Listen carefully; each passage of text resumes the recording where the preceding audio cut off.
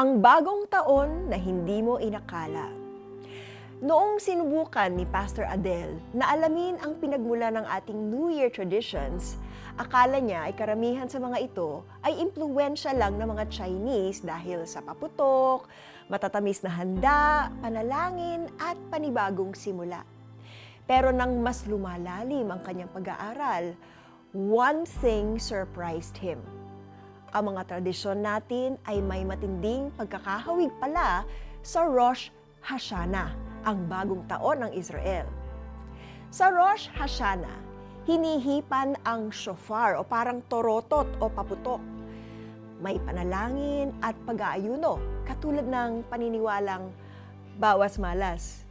At meron din silang matatamis na pagkain tulad ng tikoy at prutas bilang panalangin para sa masaganang panahon. Pero higit sa lahat, ang mga nagdiriwang nito ay nagbabatian ng naway maisulat ang iyong pangalan sa aklat ng buhay. Hindi ba't parang ito'y pagbati ng manigong bagong taon? Isang hangaring maging masarap at masagana ang susunod na taon. Ang Rosh Hashanah o bagong taon ng mga Hudyo ay tinatawag sa Book of Leviticus na Day of Trumpets.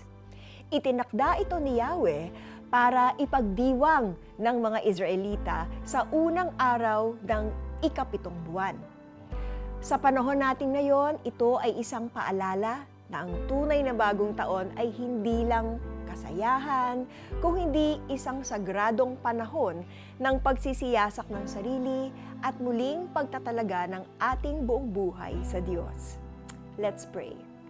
Panginoon, salamat sa panibagong simula na kayo mismo ang nagtakda. Hindi ito tungkol sa panlabas na selebrasyon, kundi sa panloob na pagbabago. Mangusap kayo sa akin upang gisingin ako sa inyong layunin. Turuan niyo akong lumakad sa kabanalan ngayong taon. In Jesus' name I pray. Amen. Bago natin isulat ang ating New Year's resolutions, bakit hindi muna natin suriin ang puso natin? Ano ang dapat nating baguhin? Anong kasalanan ang dapat nating iwan? Huwag lang tayong magpalit ng taon. Magpalit tayo ng direksyon pabalik sa Diyos.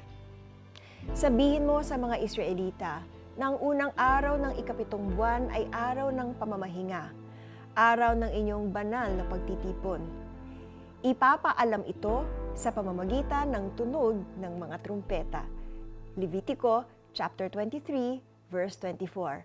Ako po si Miriam Kiambao Roberto. Maligayang bagong taon.